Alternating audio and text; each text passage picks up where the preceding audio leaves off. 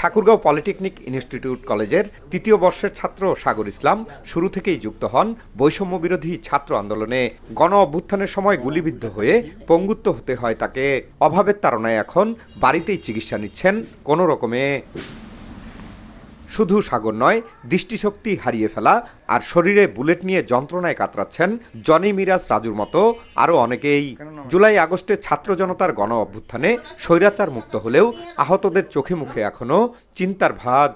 এখনো আমার চিকিৎসার দরকার আছে, প্লাস আমার ফ্যামিলির অবস্থা তো আপনারা দেখতে বুঝতে পারতেছেন।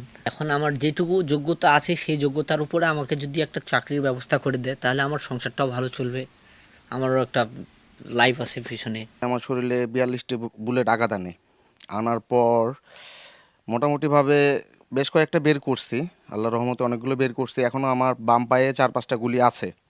সেই 4-5টা গুলি অনেক ভিতরে চলে গেছে, যেগুলো এখনও বের করতে পারতেছি না। আর বের করতে গেলেও একটা ব্যয়বহুল খরচ আছে, সেই খরচটা জোগাড় করতে পারতেছি না। অনেকজনই আসছে, খালি মনে করেন এই নাম ঠিকানা নিয়ে যায়, কিন্তু কেউ কোনোভাবে সহায়তা করেনি কখনো। খালি ডিসি অফিস থেকে 5,000 টাকা পাইছিলাম। ছাত্ররা বিভিন্ন ফাউন্ডেশন থেকে আসছে, নাম নিছে, কেউ কোনো যোগাযোগ করেনি। যাতায়াত খরচ যা খরচ হয় সব নিজে থেকে বহন করতে হয় আমাকে। পা তো পঙ্গু হয়ে গেছে, এখন আমার ছেলে খাবে কি করে? আমাদের তো ওরকম আর্থিক অবস্থা নাই যে আমরা ছেলেকে ঘরে বসে খাওয়াবো।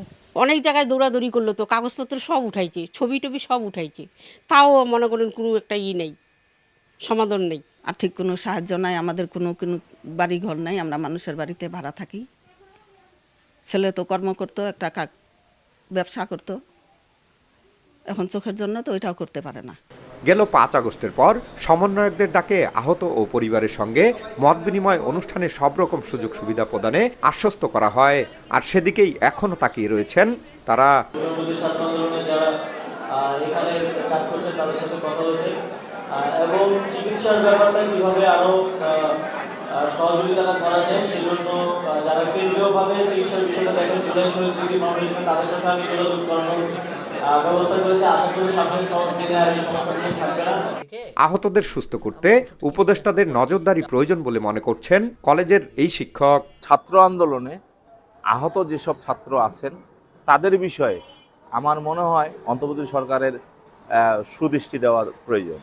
জুলাই বিপ্লবে পুলিশ ও ছাত্রলীগের হামলায় প্রায় 1000-এর বেশি শিক্ষার্থী আহত হয়েছেন।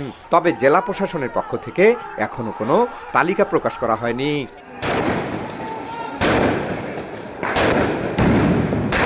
জিয়াউর রহমান বকুল, সময় সংবাদ, ঠাকুরগাঁও।